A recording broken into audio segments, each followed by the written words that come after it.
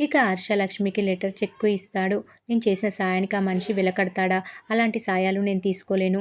నువ్విప్పుడు వెళ్ళలేవు కాబట్టి రేపు వెళ్ళి నేనే మీ ఆఫీస్‌లో మీ బాస్‌కి ఇచ్చేసి వస్తా అని అంటుంది లక్ష్మి. బాబు చెక్కు తీసుకొని లక్ష్మి దగ్గరికి వెళ్తాడు. అమ్మా ఇదెంత అని అడుగుతాడు. 5,00,000 అని లక్ష్మి చెప్పగానే, దీంతో మన ఫీజు, బామ్మ ఆపరేషన్ అన్నీ అయిపోతాయి కదా అని అంటే, అన్నీ అయిపోవడమే కాదురా ఇంకా మిగులుతాయి అని అంటుంది లక్ష్మి బాబుతో. దాంతో అయితే ఇవి మనం తీసుకుందాం అమ్మా అని బాబు అంటే, మీ బ్యాట్‌మెన్ మనం చేసిన సాయానికి వెలకట్టాడు అని అర్థమయ్యేలా చెప్తుంది లక్ష్మి బాబుతో. దాంతో బాబు కూడా ఆ డబ్బు వద్దు అనేస్తాడు. మనం ఎప్పుడు కష్టపడి సంపాదించాలే కానీ ఇలాంటి డబ్బు కాదు అని లక్ష్మి కొడుక్కి చెబుతుంది. ఇక విహారీ బాక్సింగ్ చేస్తూ సిరికి జ్వరం అనే విషయం గుర్తు చేసుకుంటూ ఉంటాడు. సిరికి పాపం కదా! కనీసం ఎలా ఉంది అని కూడా అడగలేదు. నేను నా మనసు చంపుకుంటున్నాను కానీ మానవత్వం చంపుకుంటున్నానా? చిన్నపిల్ల విషయంలో ఇలా ఉన్నానా? నేనే వెళ్లి సిరికి ఎలా ఉందో తెలుసుకుంటా అని అనుకుంటూ లోపలికి వెళ్తాడు విహారీ. ఇక సిరి జ్వరం కోసం కోసిన ఉల్లిపాయల్ని పండు పాప గది నుంచి తీసుకొస్తాడు. శాస్త్ర అది చూసి అంత సీక్రెట్‌గా ఏం తీసుకెళ్తున్నావురా? పాప గదిలో నుంచి ఎందుకు ఉల్లిపాయలు తీసుకొస్తున్నావురా? అని శాస్త్ర అడుగుతుంది పండుని. ఇక విహారీ, చారుకేశవ, అంబిక అందరూ అక్కడికి వస్తారు. పండు విహారీకి భయపడుతూ వణుకుతూ "ఏం లేదమ్మా, మీరిక్కడి నుంచి వెళ్ళకూడదు" అని సిరమ్మ ఉల్లిపాయలతో జ్వరం తెచ్చుకుందని అంటాడు పండు. విహారీ పండుని లాగిపెట్టి కొడతాడు. విహారీ పండుని కొట్టి "అసలేం జరుగుతుంది ఈ ఇంట్లో? మీ అందరిని ఇంట్లో నుంచి వెళ్ళిపోమని చెప్పాను కానీ మీరెవ్వరూ వెళ్ళకుండా పాపని సాకుగా చూపించి ఇవన్నీ చేస్తున్నారు" అని అంటాడు విహారీ. "సారీ నాన్న" అని సిరి అంటే, "నువ్వు నాతో మాట్లాడకు. మిమ్మల్ని నమ్మిన ప్రతిసారి మీరిలాగే చేస్తున్నారు. అసలు నువ్వు నాతో మాట్లాడొద్దు" అని సిరి మీద విహారీ అరుస్తాడు. "అదేదో తెలియక చేసింది బావ" అని శాస్త్ర అంటే, "తన తరపున ఎవరు మాట్లాడొద్దు" అని విహారీ అంటాడు. అందరూ మాట్లాడుతూ ఉంటే సిరి పాపకి నీరసంతో కళ్ళు తిరుగుతూ ఉంటాయి.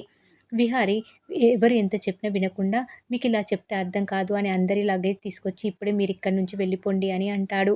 "ఇప్పటికిప్పుడు వెళ్ళిపోమంటే ఎక్కడికి వెళ్తార్రా" అని చారుకేశవ అంటాడు. "నాకు తెలియదు కానీ అందరూ ఇప్పటికిప్పుడే వెళ్ళిపోవాలి" అని విహారీ అంటాడు. "నాన్న నన్ను క్షమించు" అని సిరి విహారీ కాళ్ళు పట్టుకోవడానికి వెళ్తుంది. విహారీ మూర్ఖంగా ప్రవర్తిస్తాడు. మిగతా అందరికి మాత్రం పాపని చూస్తే చాలా జాలేస్తుంది. ఇంతలో సిరి కళ్ళు తిరిగి పడిపోతుంది. "వెంటనే డాక్టర్‌ని తీసుకురారా" అని విహారీ పండుకి చెప్తాడు. విహారీ పాపని ఎత్తుకొని గదిలోకి తీసుకెళ్తాడు. "చూడరా ఎలా వణికిపోతుందో" అని చారుకేశవ విహారీతో అంటాడు. ఇక డాక్టర్ పాపని చూసి హై ఫీవర్ ఉందని అంటుంది. పాపకి ఇంజెక్షన్ చేసి మందులు తీసుకురమ్మని పండుకి చెప్తుంది. పాపకి చాలా ఫీవర్ ఉంది. ఏదో ఒత్తిడికి గురవుతుంది అని డాక్టర్ చెప్తుంది. పాపని చాలా జాగ్రత్తగా చూసుకోండి అని సహస్ర విహారీకి చెప్తుంది డాక్టర్. ఇక విహారీ అక్కడి నుంచి వెళ్ళిపోతుంటే చారుకేశవ ఆపి, "విహారీ పాప విషయంలో నీ ప్రాబ్లమ్ ఏంటిరా? ఎందుకురా పాపని వీళ్ళని వెళ్ళిపోమని అంటున్నావు? చూడరా పాప నీ వల్ల ఎంత ఒత్తిడికి గురైందిరా?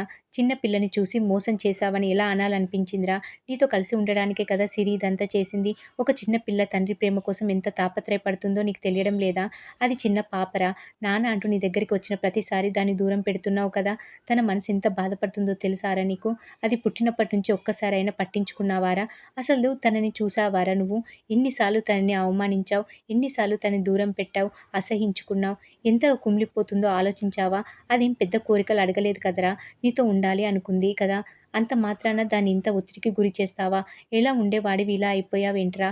అని చారుకేశవ విహారీతో అంటూ ఉంటాడు. బావ నువ్వు మమ్మల్ని బలవంతంగా అక్కడికి పంపించినా అది నిన్ను వదిలి ఉండలేదని సహస్ర అంటుంది. సిరి అయినా సహస్ర అయినా నువ్వెక్కడుంటే అక్కడే ఉంటారు. వాళ్ళ బాధ్యత నీదేరా అని అంబిక అంటుంది. ఇక పండు సిరమ్మ ఇక్కడే ఉండటానికి ఒప్పుకోండి అని బతిమలాడుతూ ఉంటాడు విహారిని. దాంతో విహారీ సరే అని ఒప్పుకుంటాడు.